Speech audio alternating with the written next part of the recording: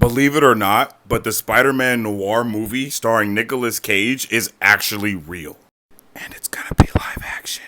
Variety posted this, yo. Nicolas Cage will once again play Spider-Man Noir, but this time in a live action series. This is insane. And it's going to be ordered to series at MGM Plus and Amazon Prime Video. So it might be spicy. Now, let's talk a little bit about Spider-Man Noir, the comic book version.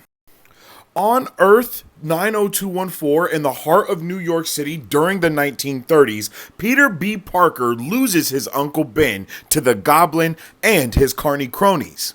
This creates Peter's passion for justice, which catches the eye of Ben Urich, a photographer at the Daily Bugle. When Peter discovers Ben is a heroin addict, drugged, and unable to answer his phone, he gets a tip that leads him to the Goblin's goons.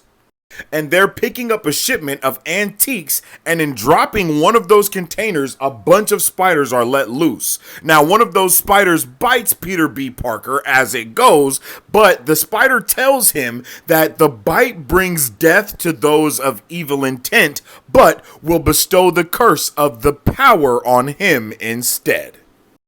And so, Spider-Man Noir is born, often referred to as just Noir, and he fights corrupt politicians, crooked cops, and big businesses in his home of New York City in 1933. So now that we have that backstory out of the way, even though this is a Spider-Man adjacent thing to like what we've already seen going on within the Sony universe, I still feel like it's a very big possibility that this can get a little bit more of a mature rating, possibly. Now, I'm not saying that's what's going to happen 100%, but when you have this Watchmen-like universe that has all of these corrupt things going on, and it's black and white, you get to get away with a lot of things. As we saw with Werewolf by Night, right? They were able to do all this bloody things on Disney Plus and stuff because at the time, it was black and white. So it didn't really count as blood. You know what I mean?